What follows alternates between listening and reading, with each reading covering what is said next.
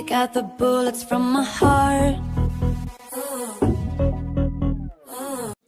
This story goes back in time, to the division of North and South Korea. There was a young man who ended up separating from his North Korean ties, and had to move to North America and learn customs and a new language. He lost a bunch of his heart, having to leave his father behind who had to fight. He was lost and had to take up a lot of responsibilities. Due to his moving to a new country, he is now a bitter middle-aged man, with a child from his past wife. He loved this child with his life. She was born of Korean purity, with both parents being of Korean blood. He felt blessed, but his wife left because she felt he only wanted her because of her bloodline. As the child grew older, she saw the true meaning of anger and sadness. After a long custody battle, he won his pure daughter. As she grew into her teenage years, she felt tortured and put on a constant leash. He wanted her to be perfect at everything. Sometimes he wouldn't even feed her until he saw things were perfect. On her 18th birthday, she fled the house, scared of what he had told her. "I'm having you wed off to this Korean man. I want nothing with the most pure Korean children around. You hear, Sonia?" She went into the bathroom, and out of desperate measures, she jumped out the window and ran as quick as she could. She felt love shouldn't be like that. It wasn't right. As she stopped running, she went into a hipster-like coffee shop, also kind of due to the fact that it was starting to rain. She went in, and at first sight, she felt love in the atmosphere. It was like she was hit with a "you're home" vibe, and it made her almost cry. She sat at a booth, and miraculously, she joined in what was open mic night. And there, she saw whom she would later call the one. He was a beautiful mocha-skinned male, whom the MC called Mikhail, the soul master. She was amazed by his perfection. And then a girl next to her said, "Well, if you think he's hot now, just wait till he sings." She was so excited. And then it happened.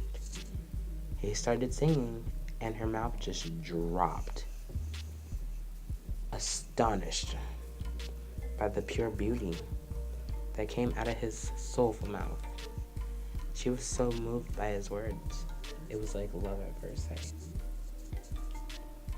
But there was something she noticed. He was looking straight at her, and she was confused. Why would a handsome black man look at her, a scrawny, sad Asian girl? After she finished her coffee and bagel, she figured she'd head home, because father would have probably had called the police of her leaving. But as she was about to leave, she feels a soft touch on her hand. It was the beautiful boy from the stage. She was so nervous and shy, but he liked that.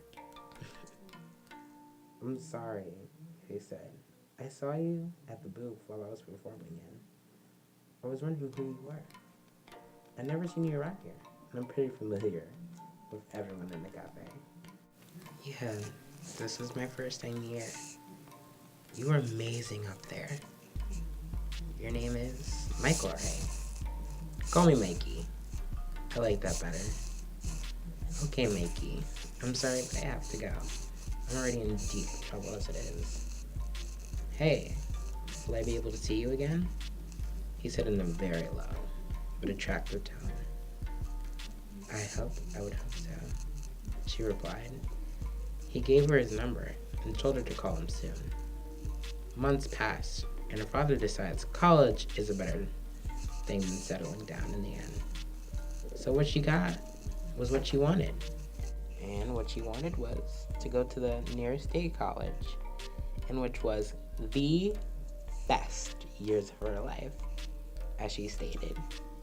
She met new people, explored new things, and most importantly, found love with Michael by her side. Poor Mikey. Nothing was wrong, and she felt complete. Then a miracle happened. She found out she was going to be a mother. But she had a lot of things going on in her life that made it seem impossible. But Michael was ready to do anything for her and the baby.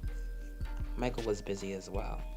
His voice had gotten him a record deal at Stars Entertainment, a big record label. And they were ready to make him a soul star. But he knew that they made a decision, and they had to follow the decision to the end. 9 months passed, and let me tell you, sweetie, they were not easy. And she gave birth to the most beautiful tan child. It was like a perfect mixture of both of them. She was basically perfect. The mother holding her baby said, crying and weak from giving birth, "Oh, you're perfect. One day, you're gonna be a star. Just like how your dad is gonna be a star. You're gonna be an icon. Like Marilyn Monroe." That's it. That's your name. Your name will be Monroe. It kind of suits you. Thank you guys so much for listening to this recording of my voice. It was basically all over the place, and I'm still kind of sick, so my voice is nasally.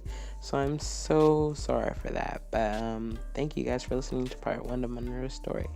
And if you could, would you like, subscribe, and tell me what you think about it. Thank you guys so much, and I'll see you guys in the next one.